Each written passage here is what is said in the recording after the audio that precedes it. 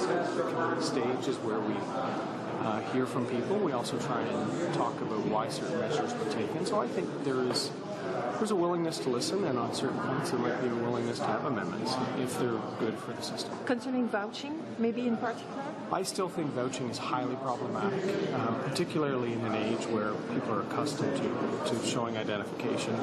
The vast majority of it do it now. The Supreme Court said those procedures are fine. So I don't want to see vouching returned personally, but we've heard some contrary views.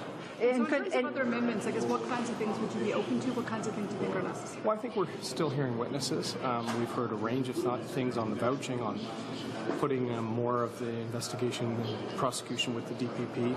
I'm also supportive of those moves, but we're going to try and do this in a way that recognizes some of the feedback we're hearing. And a written oath, for example, could it be a good compromise? Well, that's a Manitoba model. When Mr. Neufeld appeared, he talked about two alternatives, the Manitoba model. He talked about New Brunswick model. a balloting, a tendered ballot.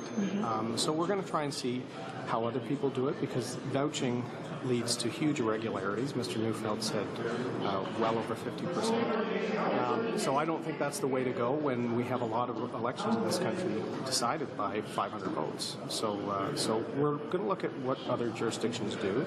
We've been hearing that, and I think there's a willingness to listen on some of these points. Are you surprised by the scope of the pushback on this? I mean, it's across the whole bunch. Excellent question, Bruce. No, I've not been, actually. Mr. Neufeld himself said in his report that there would be reluctance to change the system because so many people, including election administrators, are accustomed to doing things the way they were.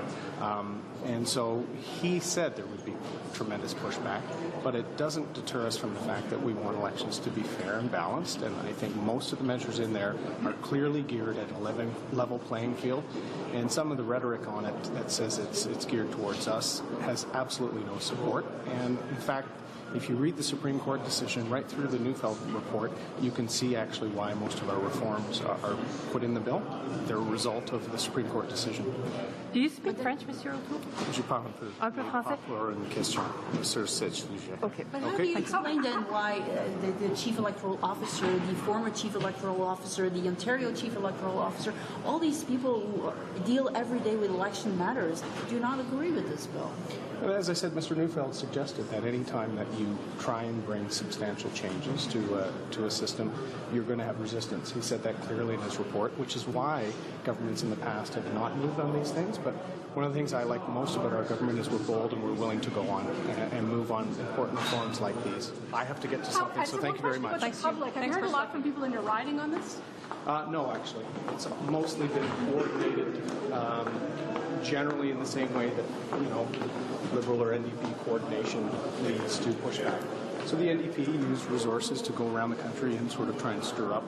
But when I talk to people and say, look, is it appropriate to show ID when you vote? When you have to show ID to rent skates or a car? People say it's reasonable. Thank you.